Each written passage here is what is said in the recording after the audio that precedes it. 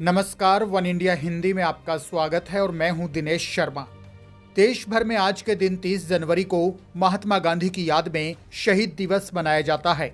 आज पूरे देश में बापू की 74वीं पुण्यतिथि पर कई कार्यक्रमों का आयोजन हो रहा है। राष्ट्रपिता महात्मा गांधी को श्रद्धांजलि दी जा रही है। अहिंसा के पुजारी का देश की स्वतंत्रता में दिया योगदान पूरे देश को याद है। देश के लिए उनका बलिदान कभी भुलाया नहीं जा सकता।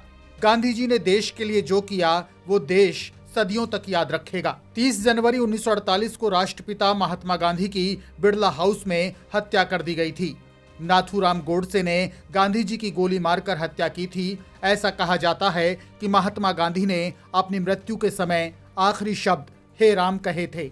ऐसे में बापू को सम्मान देने के लिए शहीद दिवस हर साल 30 जनवरी को मनाया जाता है।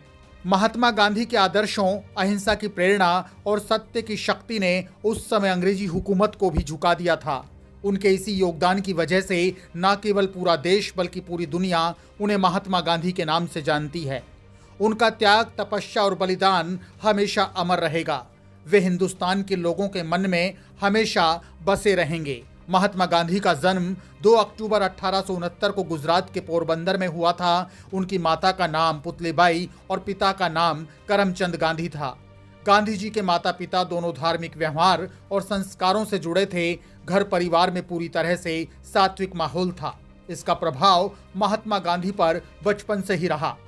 सत्य और अहिंसा के मार्ग पर चलकर देश को आजादी दिलाने वाले महात्मा गांधी देश के राष्ट्रपिता बने। ऐसा कहा जाता है कि महात्मा गांधी बचपन में पढ़ाई में ज्यादा होनहार नहीं थे। गणित में मध्यम दर्जे के विद्यार्थी थे, लेकिन अंग्रेजी में वे निपुण थे। पढ़ाई के दौरान अंग्रेजी विषय में उन्हें कई पुरस्कार और छात्रवृत्तियां भी मिली थी। महात्मा गांधी की उम्र करीब 13 साल थी, तभी उनकी शादी पोरबंदर में एक व्यापारी की बेटी से कर दी गई थी।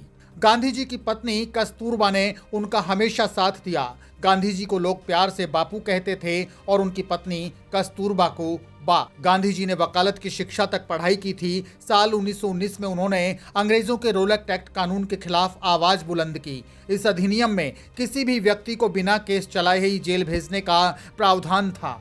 महात्मा गांधी ने सत्याग्रह की घोषणा भी की। इसके अलावा असहयोग आंदोलन, नागरिक अवज्ञा आंदोलन, दांडी यात्रा और भारत छोड़ो आंदोलन भी किए। सबसे पहले महात्मा गांधी को नेताजी सुभाष चंद्र बोस ने ही राष्ट्रपिता कहकर संबोधित किया था। सुभाष चंद्र बोस ने 6 जुलाई 1944 को रंगून रेडियो स्टेशन से दिए अपने भाषण में आजाद हिंद फौज के लिए महात्मा गांधी से आशीर्वाद मांगा था। सुभाष चंद्र बोस ने कहा था कि हमारे राष्ट्रपिता भारत की आजादी की पवित्र लड़ाई में मैं आपके आशीर्वाद और शुभकामनाओं की कामना करता हूं। हालांकि बीच में महात्मा गांधी और बोस के बीच कुछ मतभेद भी हुए थे। इसके कुछ सालों बाद 30 जनवरी 1948 को नई दिल्ली के बिड़ला भवन में नाथूराम गोडसे ने गांधी जी की हत्या कर दी थी। इसके बाद पूरे देश ने महात्मा गांधी के योगदान को देखते हुए उन्हें राष्ट्रपिता माना।